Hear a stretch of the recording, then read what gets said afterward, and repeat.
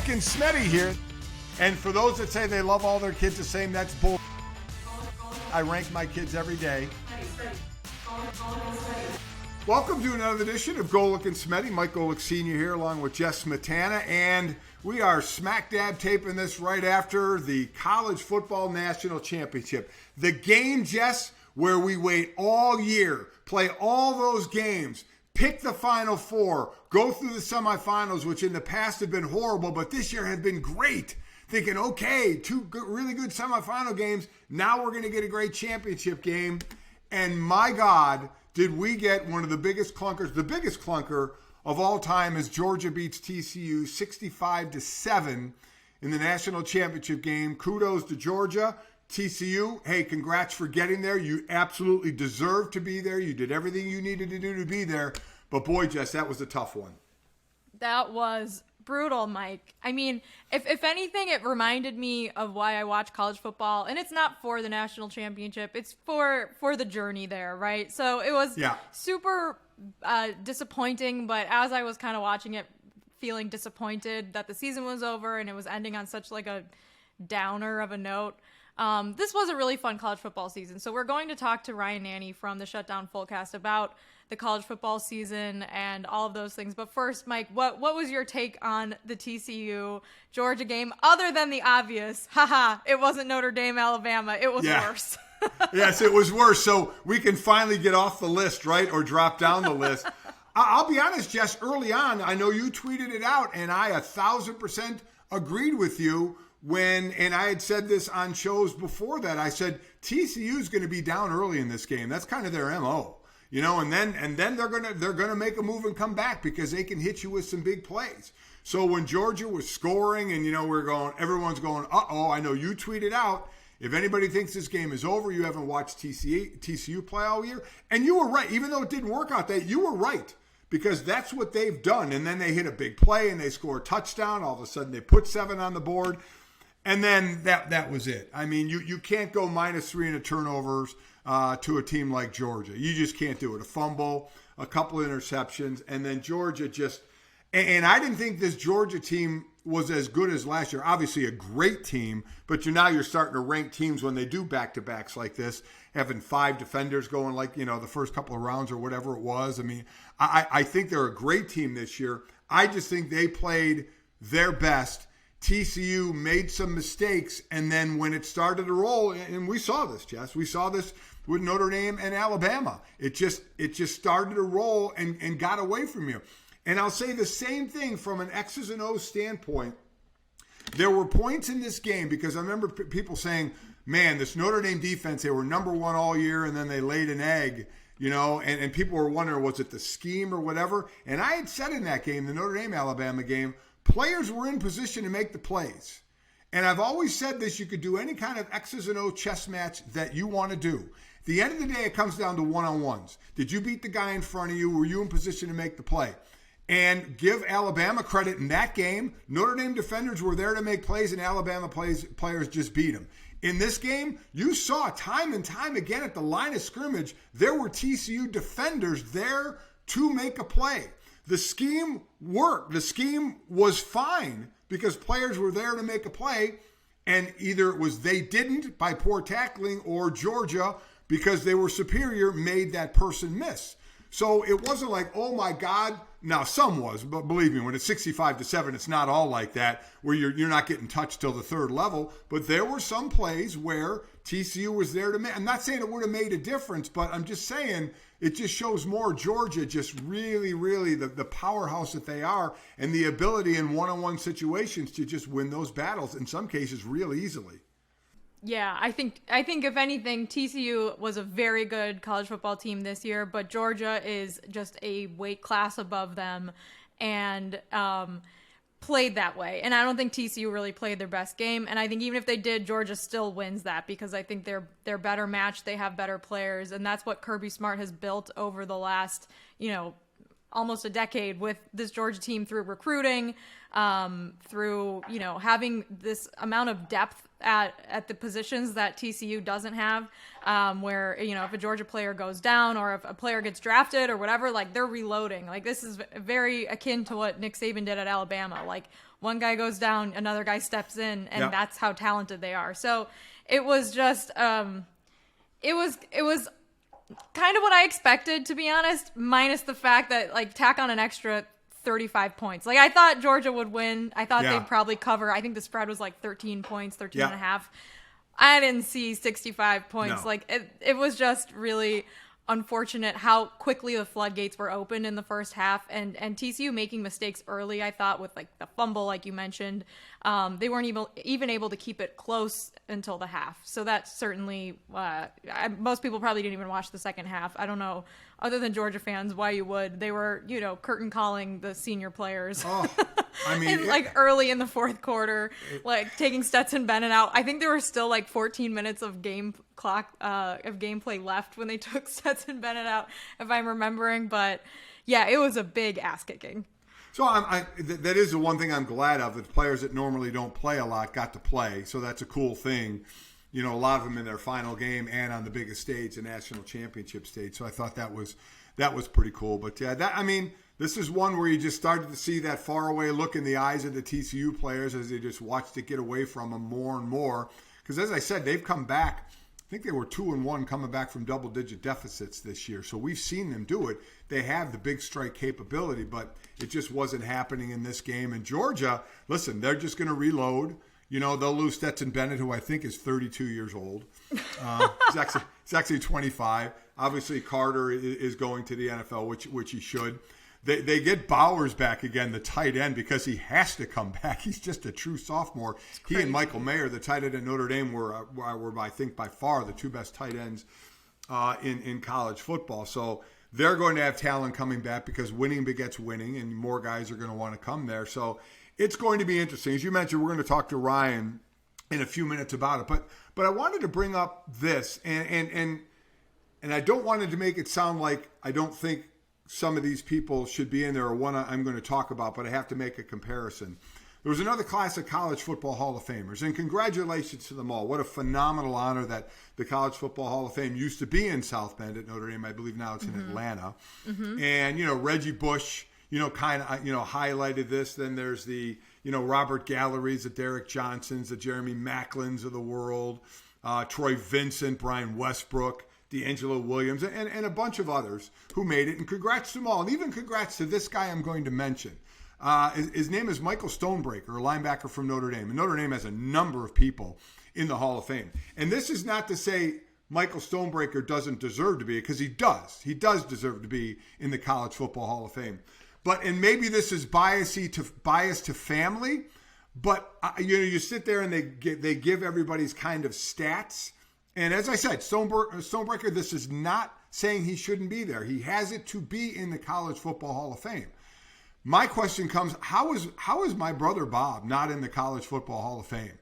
I mean, I don't see it. Stonebreaker, if you go through his stats, again, worthy of the Hall of Fame, of consensus All-American. I think he was a 2-time All-American, won a national title, and ended up with 200 and some tackles in his career.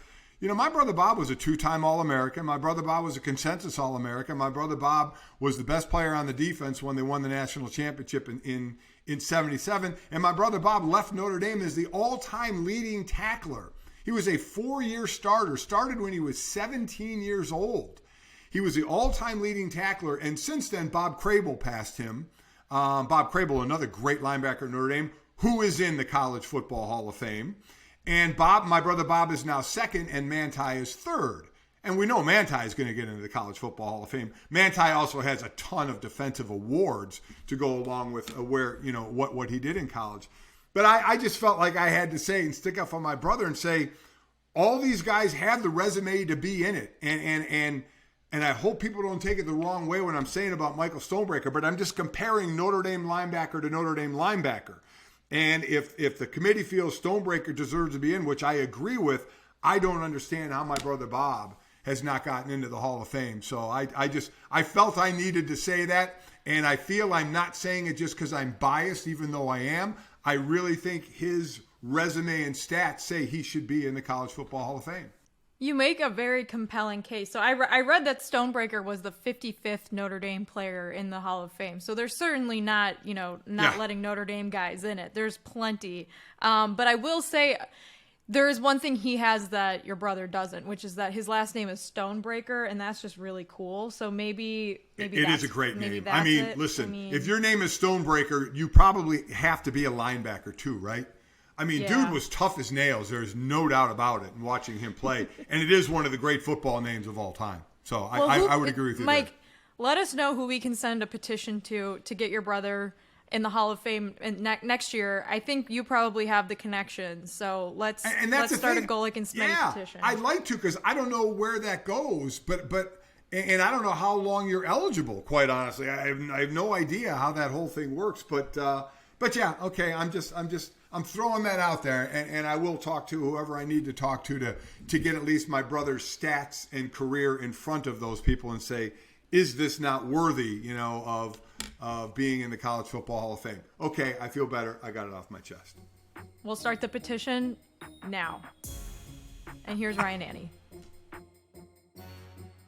Ryan, thank you for joining us. It's always fun to talk about college football-ish things with you. My first question is, was that the worst national championship game ever? I guess that's really a matter of perspective. But yeah, inarguably, unless you're a Georgia partisan, yeah, because look, I know who I'm talking to here, but sometimes when you see a team get whooped, there's something cathartic about it. There's something satisfying. You're like, okay, that's a team that I enjoyed getting whooped. To not use any examples here, people have said, well, now I kind of wish Michigan had made the national title. Because if they had lost 65-7, boy, that's just delightful. But to have it happen to TCU, it's like, well, I can't feel good about that. So yeah, we can go ahead and say this is, if not the worst, certainly one of the worst. From an entertainment perspective, at least. It certainly takes the pressure off us Notre Dame grads from the 2013 game, the BCS against Alabama. We can be now talked about as not the worst blowout in a championship game, so we're happy about that. But now everybody is screaming, and I literally mean screaming about TCU shouldn't have been there. Revisionist history going on now, and I can't stand that. They did everything they were supposed to do. They weren't part of the 13-person committee. They didn't put them in the Final Four. They just won where they needed to. So they absolutely, positively deserve to be there. Does this, even though we know the system is going to change, does this say anything to you about the system we have in place? I don't think, if you take a step back and just think about how playoffs operate in the NFL, in the NBA, whatever you want to pick, blowouts happen. It hasn't necessarily happened a lot recently, but there was a long stretch where the Super Bowl was terribly one-sided, where you'd go in and you'd be like, well, okay, they're the Chargers, down 21 points before we even made it to great. Thanks a lot for playing. And nobody ever sort of took the perspective of because it's a blowout, one of these teams doesn't deserve to be here. It's a process, and we all sort of understand how it works. These are the criteria by which you get in. And then you have to win. The whole thing about being mad at TCU is they're also here because they beat a good Michigan team. That didn't happen on accident. That wasn't a thing they just lucked into. Yes, you're going to have stinkers in a playoff, but there is no system that erases that because talent is disparate and because sometimes teams just don't play their best game. There is no system that can account for that. My thought process on the playoff in college football is that adding more teams to it will probably not equal more competitive games, especially in the later rounds, because I don't know how many great college football teams there are. To me, it seems like this year Georgia was head and shoulders above the rest of the field, and we saw that in the national championship game. And my question is, how is it that it wasn't just a blowout, they won by 2 or 3 touchdowns? How did it become a 65-7 final score for TCU? How are we even playing the same sport, and how did they whip them so badly? Full transparency, I didn't watch the second half of this game. The first half was what I needed to see. Right. In the first half, Stetson Bennett played great. He also had so much time. He was just sitting back in the pocket, completely unbothered. And he made great throws as a result. But Georgia's offensive line played so well, and TCU's defense did not show up in a lot of meaningful ways. And then on the other side, TCU for a little bit was competitive on offense, but not consistently enough and not without making some big mistakes. Like that fumble they lost in, I think, the first quarter. It was like, you just can't do that in this game.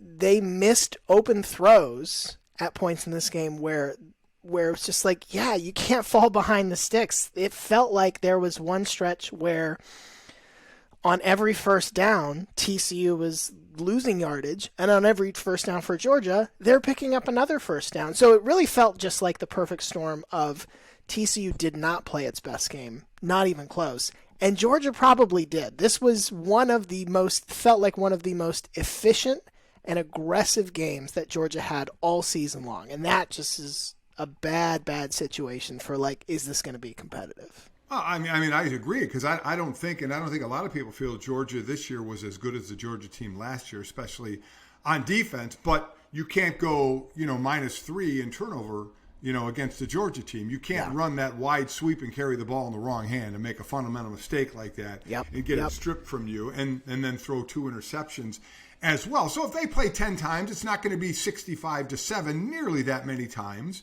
I think we know that. So is it possible to say that the moment was too big for TCU, or it's just the way a game falls every now and then? I will choose to be, and this is not in my character, I'll choose to be more optimistic and say that the moment was just right for Georgia. Because it really felt like this was a game where, and Kirby's pregame speech is certainly part of this, Georgia decided, we're going to go out there and we're going to control every phase possible. We are not going to play, a lot of the Ohio State semifinal was it felt like they were feeling Ohio State out in the first half, trying to figure out what they would do. That didn't feel like Georgia's plan at all. They said, we will dictate terms on both sides of the ball, in the trenches on both sides of the ball, and we will make TCU do things according to how we want to do them. And that was a thing that felt to me like where TCU just, what could they have done? Could they have done something to make this a 30-point game instead? Sure. Is there a situation where you say, well, if only they had done these 3 things, this would have gone into overtime? I don't see what that is. I don't know what that is. There was a screenshot of Georgia's schedule for next season going around Twitter last night during the game because we know it's really hard to repeat a national championship, and Georgia did that very easily, it seemed like. But it's even harder to win 3 in a row. And it looks like next year they're not going to have a lot of opposition when it comes to the non-conference scheduling and even their draw in the SEC West. So if Georgia is your favorite to win next season, where do you put the probability that they'll be at least back in the national championship game based off of that scheduling? I mean, I see no scenario where they don't make the playoff, because even if you say somebody in the West returns to power, maybe A&M figures it out, maybe Bama goes back to its old ways, maybe LSU is capitalizing on the success they saw this year, whatever you want to pick. None of those teams are going to play Georgia in the regular season. And so most likely Georgia's going to win the East and play a team they haven't played in the SEC championship game.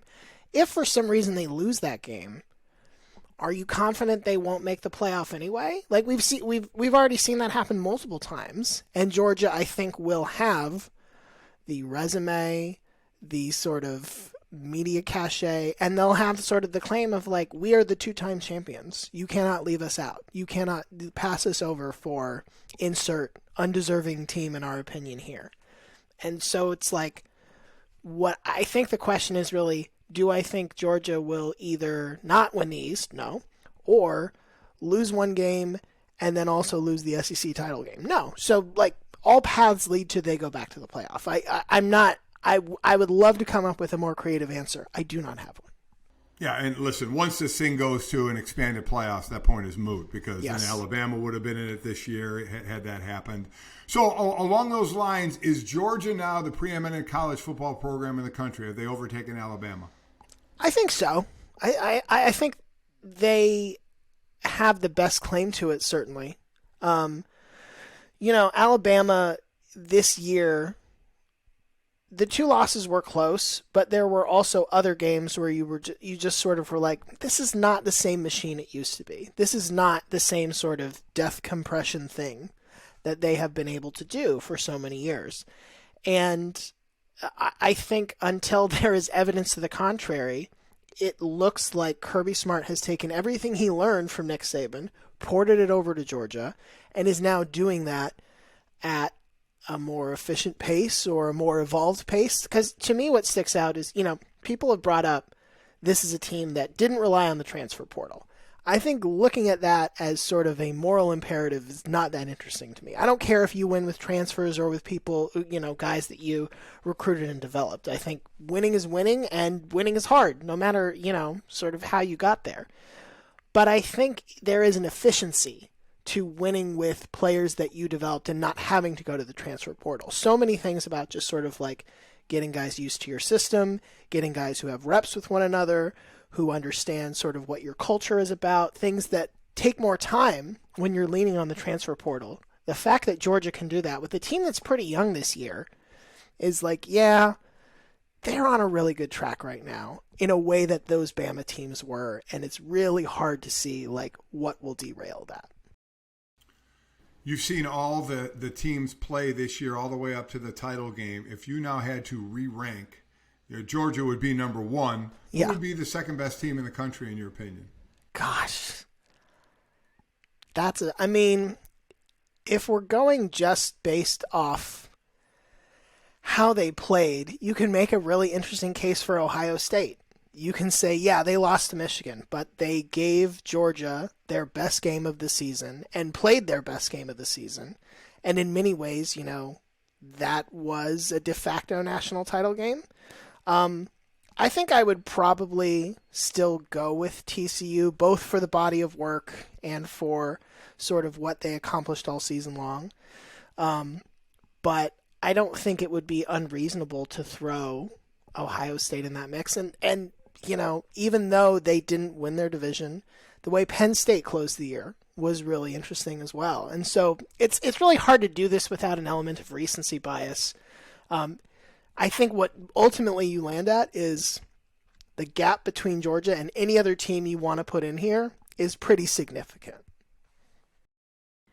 Ryan, it feels admittedly very weird to ask you earnest college football questions. Sure. Because Ryan used to be my boss at our previous jobs and actually gave me my first job in sports media, and I don't think we've ever had an earnest conversation before. We have about musical theater, but that's it. That's accurate. Yeah. I wanted to ask you about some of the dumber things happening in college football right now, namely what's happening around the Michigan football program with head coach Jim Harbaugh, which I know you're well versed on because we talked about it on your podcast, the Shutdown Fullcast last week. So tell our audience what is going on with Jim Harbaugh. What are these NCAA violations? Is he actually going to take an NFL job? Okay, so here's the short version as I best understand it as of today. The NCAA learned that 2 already committed Michigan recruits contacted Jim Harbaugh, said they were on campus, and he said, great, I'll take you out to breakfast. They went to the Brown Jug, which is like a diner/bar in Ann Arbor, where Jim Harbaugh paid for their breakfast on a university credit card and allegedly had 2 hamburgers with French fries for breakfast himself, which is hilarious for deeply personal reasons. It has been pointed out to me that if you adjust for coaching hours, breakfast might actually be lunch. That's true. So I can understand that by 10 a.m. he might have been thinking like, we're on to lunch at this point. Now we get to the point. So that part is a violation of this happened during the COVID no contact period that was in place for that year, where basically the NCAA said you can't do any in-person recruiting because of COVID restrictions. Other schools have fallen victim to this or have run afoul of this, I should say. Arizona State is the most prominent. This is an example that feels a little bit like, yeah, I guess technically that is a violation, but it's not like they were like holding a recruiting event in the middle of COVID. It's just sort of like, hey, we're in town. Do you want to have breakfast? Still, it's a violation. The big problem and the level 1 violation, the highest one, is that the NCAA has, in so many words, said that Jim Harbaugh has lied to them about this, that he has denied that this breakfast ever took place, even though there is allegedly a receipt with his signature on it, even though people have said that they saw him eating breakfast here, and even though that this is, in the grand scheme, an incredibly minor violation. Like, if this is true, what will happen? Like, this is not the kind of violation that the NCAA is like, that's it. You miss a bowl game. That's it. We're taking 15 scholarships away. Like, nothing will happen here. But Jim Harbaugh has decided to dig in and insist that this breakfast did not happen. And he will, as far as I know, will just refuse to admit it. At the same time, his agent, it would seem, is out there putting him in position to get NFL jobs. I think the Broncos have already said that they want to interview him. He's been floated for the Colts job. Obviously, the Arizona job is open now. So, like, there are places he could go. But now we are in yet another season of Jim Harbaugh playing this kind of confusing, like, I'm going to go unless situation with his university at the same time that he is potentially getting said university into unnecessary NCAA hot water. It's very weird. Like, the more I explain it, the more I don't understand what's going on or why. The violation is just stupid. Now, listen, yes. I get it. It's a violation, but it should cost you $10. It should cost you. It should cost you the amount of that breakfast, and say, just don't do that again. Yes. So I have two things. One, real quick, Michigan fans, aside from all that, should be very happy that Blake Corum is deciding to come back for his senior year. That was a big blow to them. A guy who, I think, had 18 touchdowns, 1,500 rushing yards. That's cool. The other thing, and I think this is for all of us, because we've all been to a breakfast joint. There is no breakfast joint I've been at when you're there in breakfast hours where you can get a burger. So this has to be just for the fact that you're the head coach of Michigan, right? That you're getting special treatment here, because they're not even on a menu. You know, if it says breakfast 6 o'clock to 11 and you're looking at the breakfast menu, there sure as hell ain't no hamburger on a breakfast menu, right? So, Mike, here's the thing. This menu, this restaurant, its whole shtick is all the dishes are named after important Michigan people. Jim Harbaugh has him as an item on this menu. It's like the steak platter or something. He didn't even, but his dad has, the burger is named after him. It's the Jack Harbaugh burger. Okay. So I assume if you're Jim Harbaugh and you walk in and you say, I want 2 dads, they say, yep, you can have that. That makes sense then. Okay, I was looking for an answer there, because sure. I wonder if anybody can do that, or just if you're, the son of the guy the burger is named after. If that's yes. Jim Harbaugh, John Harbaugh, and Tom Crean on a good day can get away with this. So true. I was trying to quickly Google the famous murderer who went to Michigan and which burger was named after him, but I couldn't find it fast enough. So let's just move on, Jess. Mike. Go ahead with your question. All right. So, we've talked about Georgia being dominant. Yeah. We talked about Jim Harbaugh and how, what a situation that is. Let's get to the real breakdown here that we need. What does Sam Hartman do for Notre Dame, being the quarterback? How far do they now? Are they able to go next year? And then I have a follow-up. I regret to say I think this is really good for Notre Dame. I say this because, so I'm a Florida fan. Florida got Graham Mertz in the transfer portal, and everybody was just sort of like, wait, what? That's what happened? Yeah. And Sam Hartman was somebody that, on message boards and whatever was sort of like, oh, he would be interested. But the fact that he's going to Notre Dame, I feel very good about what that means for the Notre Dame offense going forward. I think they will still have some questions in year 2 under Marcus Freeman, and I'm not necessarily at the point where I'm like, yep, sign him up for an undefeated schedule, but Sam Hartman did so much well at Wake Forest in, talent challenging circumstances a lot of the time. Most of the time you're not looking around and saying okay, Wake Forest has the most talented offense on the field or the most talented unit on the field. But he still managed to thrive, and even when they didn't win, they put the fear into a lot of teams over his tenure there. And so, I think this is a really, really good thing for the Fighting Irish, and I'm not super happy about it. When you say you're not happy about it, you're not happy because he didn't go to Florida, or you dislike Notre Dame? Oh, it's just Jess. I just don't want this for Jess. He hates me. Okay.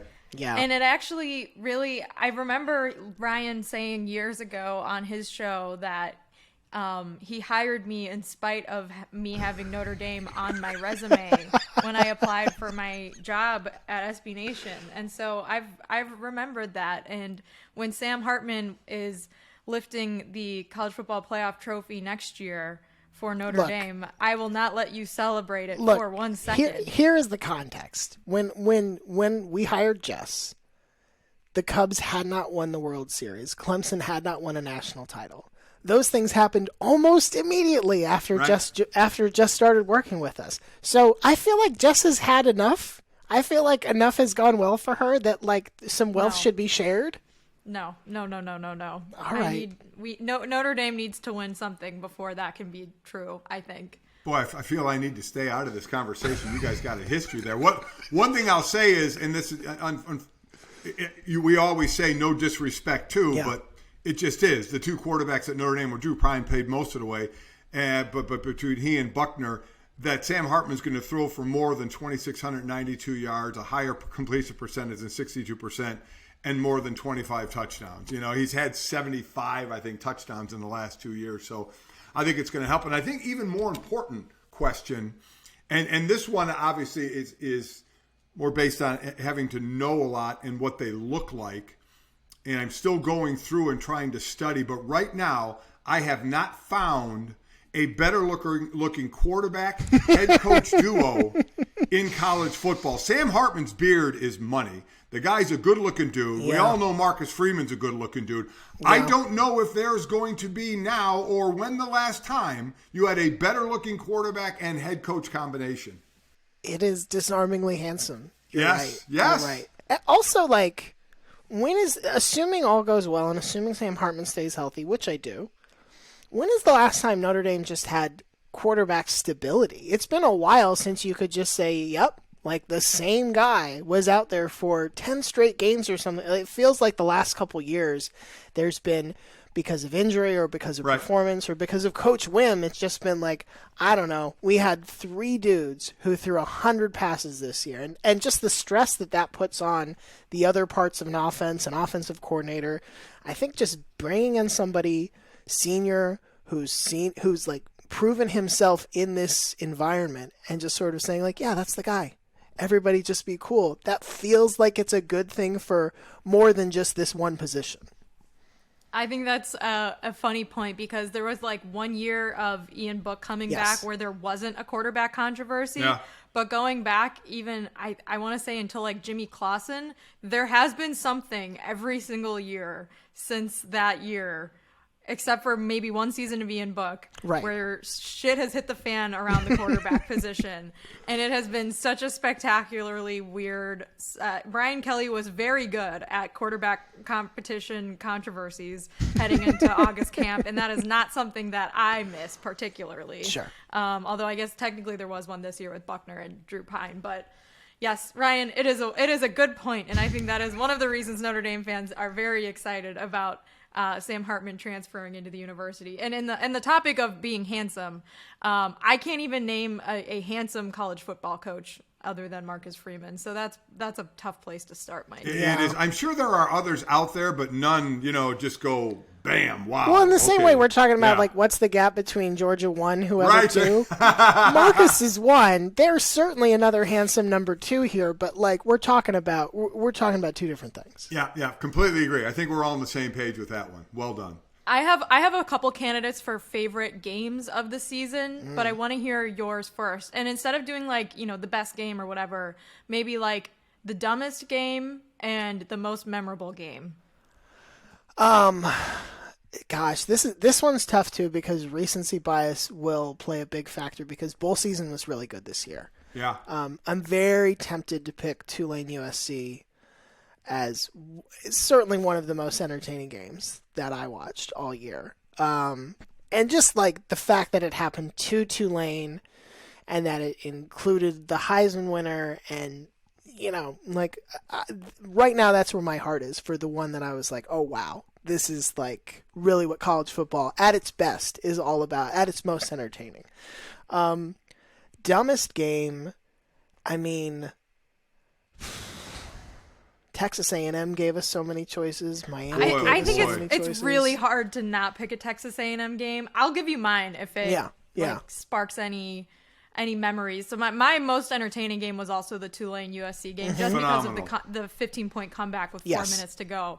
And all of that means for Tulane and their program and everything. My dumbest game, bar none, Miami Middle Tennessee. If you watch that game, you will never ever see anything like it. And that's even saying it's more insane and stupid than the Miami Duke game where there were 8 turnovers. It was just a bad season for Miami. Obviously I live in Miami, so I have to like rub it in a little bit because the expectations for them were so high going into the season. But that Middle Tennessee State game was absolutely the stupidest thing I've ever watched. I think if I have to pick like the clunker of a game this year, it's Tennessee Georgia. That was the one that like not only was hyped as like this is going to be a thing, but you kind of believed it. It was sort of like, well, they beat Bama and Hendon Hooker's looked great and played great, and Josh Heupel really seems to have figured something out with this team. So, like, yeah, and it just never, like, there was no point in that game where you were like, oh, yeah, this is really going to, no. It just immediately just did not land at all. You know, there are a lot of injuries, too, during the year, and none of them are ever good. But that Hendon Hooker injury, I mean, the year he had, this guy was up for the Heisman, which he should have been. And then to do what happened to him is really, really a shame because that dude was having a monster year. Yeah. That was probably the biggest. That was one of the biggest bummers of the year, I would definitely say. Yeah. If we want to go back to week 1, though, LSU Florida State is definitely in the pantheon of stupid games. And you wouldn't have expected that in that week 1 game on, I think it was the Sunday or Monday night game. I think it was that the Monday LSU beating Alabama later in the season would probably have an impact on the national championship game. Right. But it did. So thanks, Brian Kelly. I think it also shows just how different a team is because there's no preseason games of a team in college in week 1 and a team in college in week 7 and just how different they are. Yeah, because absolutely. And week 2. Week 2 shouldn't matter at all. Yeah, very Those true. losses don't matter. You're right about that. Absolutely right. 100% agree, Jess. Also week 5 when you play Stanford at home. Anyways, Ryan, it was great to have you on. Thanks for strolling down the 2022 college football memory lane with us. Glad you got a lot of sleep during the national championship game. It's always nice to catch up on sleep when the team is up 30 points at halftime. Thanks. Hey, Georgia knew it was a school night. Georgia's about academics first, and I appreciate that. And we are happy with all that talk that the headline of our conversation will be you saying Notre Dame wins a national championship. Damn it! I got tricked into it again. Thank you guys for having me. Thanks, Bye. Thank you. All right, see ya.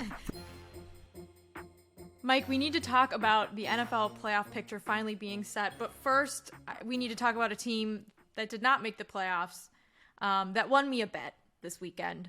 And that team is the Pittsburgh Steelers, my favorite football team. At the beginning of the NFL season, you said that they would finish last in the division in the AFC North. They finished second to last ahead of the Cleveland Browns, which I said they would finish ahead of. It was a miraculous comeback of a season for the Steelers.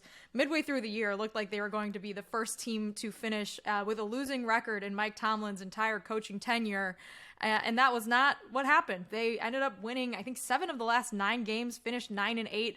They were 1 field goal kick away in the Miami Jets game from making the playoffs, despite starting the season 2-6. So, Mike, I don't know what we wagered on this bet. I don't think we probably wagered anything on it, but I think maybe you should just write me a check for like $500 and mail it to me because I won. I won the wager. You lost.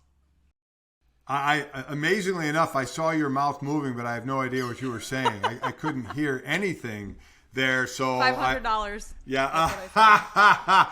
And you're right. Listen, the way they finished, what did they win? They won 7 out of their last 8. Or no, I'm sorry, 6. You were right. 6 out of their last 7. Just a great run by them, and with a rookie quarterback. So they certainly weren't airing the ball out by any stretch of the imagination. But now, between Freiermuth, the tight end, Najee Harris, the running back, and Pickett, the quarterback, you kind of have your core of what you're going forward with and now how you're going to build. And it was stunning to me that two teams, Pittsburgh and Green Bay, put themselves in position. Green Bay actually better position in Week 18 to make the playoffs. Pittsburgh, needed the win and needed some help, which they didn't get. Green Bay had their, they controlled their own destiny. And that's a game I called. I was in Green Bay for the Green Bay-Detroit game, and we'll get into that, and kudos to Detroit. But you're right. I mean, so for Mike Tomlin now, what was that, his 16th year? I believe that he's been, every year he's been the head coach. I think their 18th or 19th year straight since Ben Roethlisberger got there in 2004. I believe it's been, they have had a winning season. It's an incredible run for an incredible franchise that it has three coaches since 1969, Chuck Noll, Bill Cowher, and Mike Tomlin. Great testament to them and how they played. So you won the bet. I was trying to vamp there, and I looked back, and our bet was just a gentleman's wager. It was just that. There was no money on the line. There was no $500. It was just, oh, you got the best of me on that one, Jess. Good job. So unless you can find proof otherwise, there will be no money exchanging hands. What do you think of that? I don't like that at all. I'm going to go back and check the tape, and I'll get back to you. I think that a handwritten check is in order for this wager, but we'll put that in the things to do after the show, as well as the Bob Golic College Football Hall of Fame petition, and we'll get back to that next week maybe. So, Mike, you said you were calling the Packers-Lions game. So let's start there. The Packers missed the playoff. The Lions missed the playoff. But this was still a really important game for the Packers, and the Lions really weren't playing for anything because Seattle had won earlier in the day, which was also a crazy game. I mean, there are a lot of good finishes in this Week 18 slate. But what is your reaction to now all of the Aaron Rodgers offseason drama that we're about to experience, and your takeaways from maybe what to expect from the Lions moving forward? So that game, Jess, so I always go down on the field. I have to do a hit probably 45 minutes before the game. And I do it from the field because I like going down on the field and talking to some of the players and the coaches and just kind of being down there, see how the kickers are doing as their win, blah, blah, blah, all that analyst shit you're supposed to do. So I always go down there.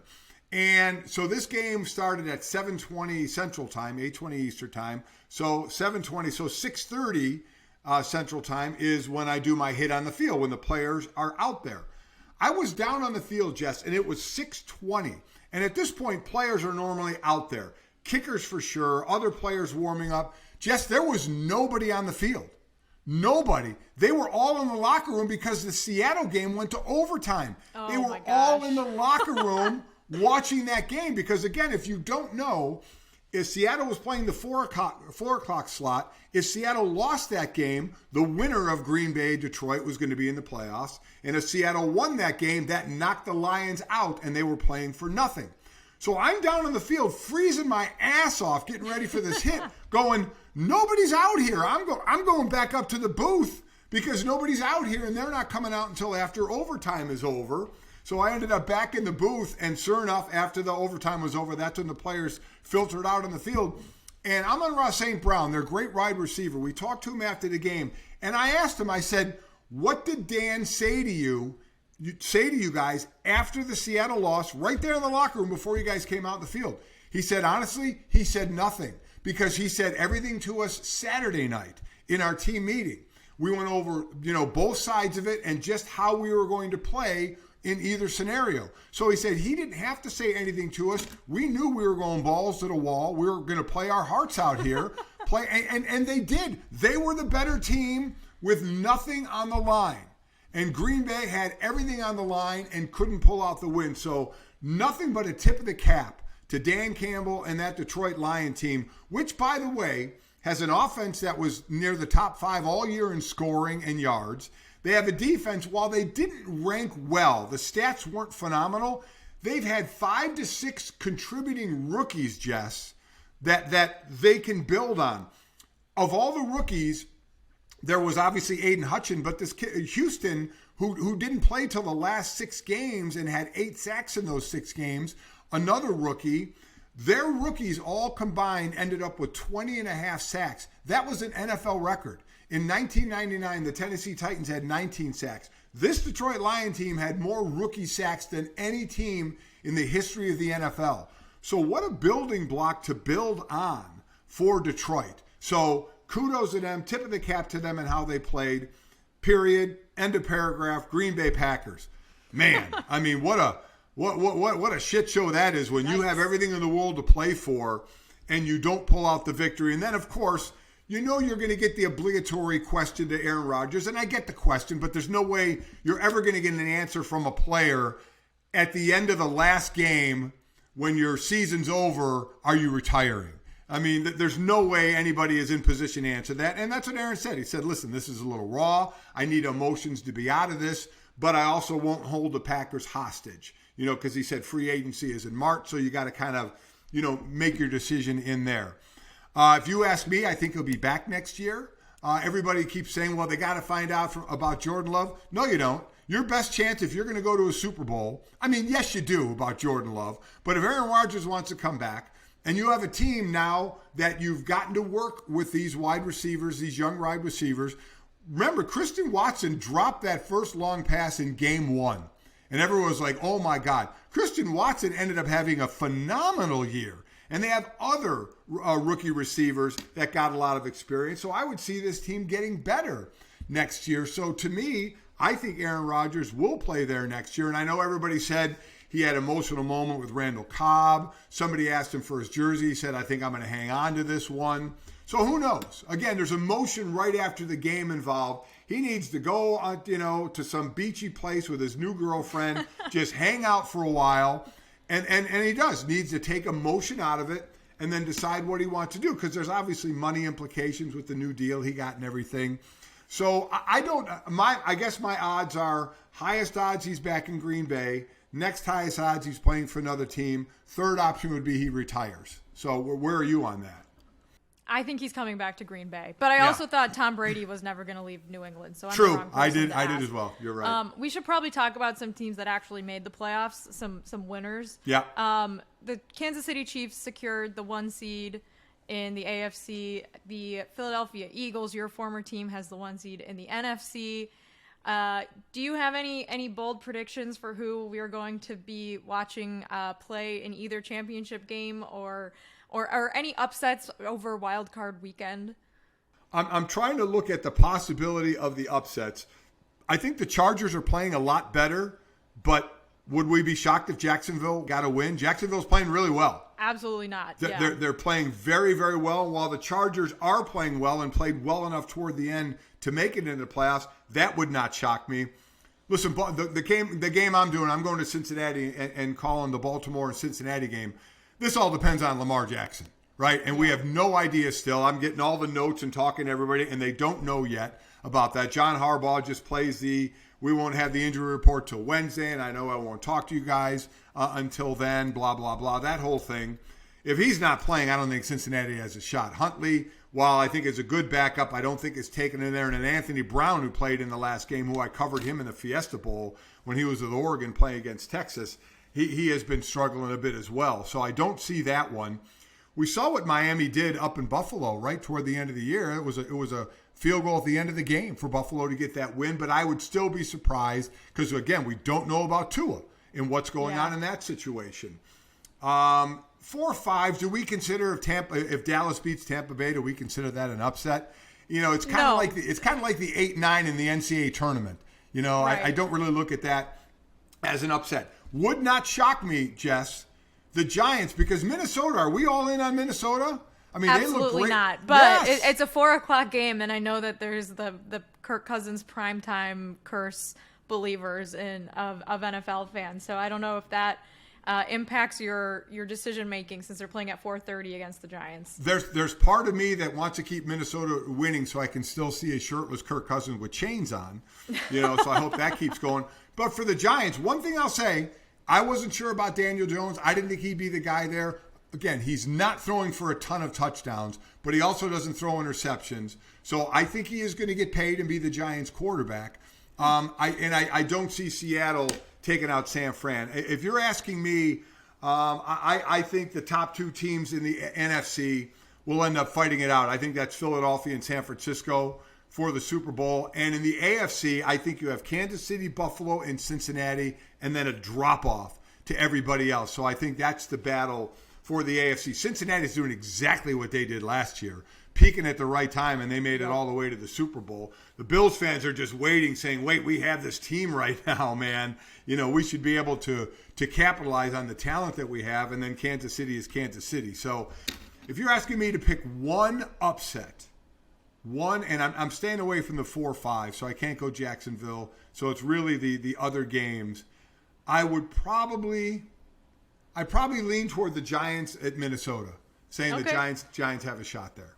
Interesting. So I think I agree with you in the NFC. I anticipate we'll be watching Philadelphia and San Francisco in the NFC Championship game. In the AFC, I think it's going to be the same as last year. It's going to come down to Cincinnati and Buffalo versus Kansas City. So no upsets there. I guess maybe if I had to predict one, it would be this Sunday night game with the Bengals and the Ravens, just because I don't know what's going to happen injury-wise, but it's a divisional game in the wild card round, and if there are upsets, those tend to be the games where you see them, because these teams really know each other. They've already played each other twice this season, and I don't know. Who the hell knows? I said we had to pick an upset, so there it is. I don't think Miami, without Tua, is going to have a shot against Buffalo. I mean, Teddy Bridgewater also is injured. He's their backup, so they're on Skylar Thompson and Mike Glennon are their roster quarterbacks right now. If neither of those guys can play. And then, on the NFC side, I mean, Tampa is the fourth team to make the playoffs with a losing record in history or something like that. So I don't consider either result there an upset. I don't know about the Giants. I mean, I know, but I don't know about the Vikings either. Yeah. So that's going to be a weird one. That's the thing. And I think you bring up the point to put them together. I mean, the two biggest question marks are, is Tua going to play and Lamar going to play? Because we don't feel those two teams, Baltimore or Miami, really have a shot without those guys. The first game of the season I did this year was Tampa Bay at Dallas. And what a dreck game that was. It was an awful football game. And at the end of it, that's when Dak hurt his thumb. So then he missed the next 5 games. And now they're meeting in the wild card round. I'm sorry, super wild card round. Super wild card round. Yes, like that makes it. It's almost like you can't call the first games of the NCAA tournament the play-ins. You have to call it the first round, which is bullshit. It's play-in games. That you have to call this the super wild card weekend.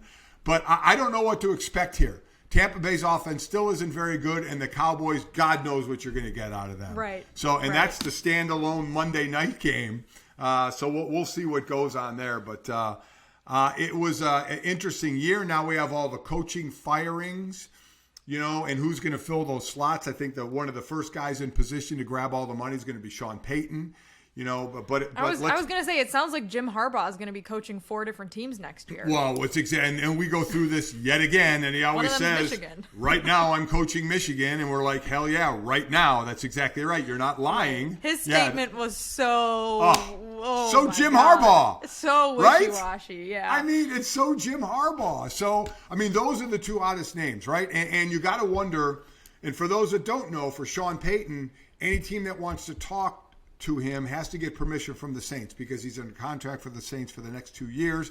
There will be compensation. The Saints will get draft picks or something along those lines if Sean signs somewhere else. But you got to believe he and Jerry Jones, they're waiting, right, to see what Mike McCarthy does with the Cowboys, and how far do the Cowboys have to go that won't cost Mike McCarthy his job, which I think immediately would just everybody throw in Sean Payton going there and getting paid just a Brinks truck full of money to go there.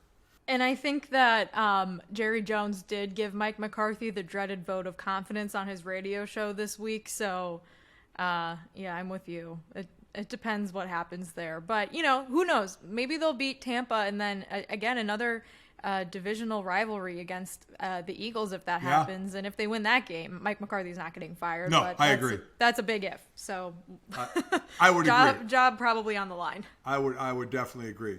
All right, Jess, I didn't even ask you, are you going to be out here in Arizona for the Super Bowl? I think I will be, Mike. I actually Okay. just received an email about it right as you how asked about me that that, question. huh? I was looking at my phone because my dog is taking a nap next to me, and she's very cute, so I took a picture of her. Of course you did. And before we sign off, I wanted to tell you what I did during the national championship game, which is I baked strawberry jam, I guess strawberry jam bars they were called. I'll send you a picture. Maybe I'll bring some to Arizona.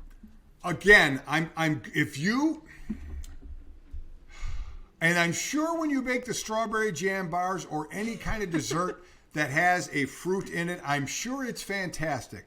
But just know, if I'm ever in the thought process I know of goodies, I am not a fruit compote But or a fruit guy. but there's so much sugar in it. Like, you don't even taste the fruit, all right? You won't even I'll know try it's it there. because you've made it.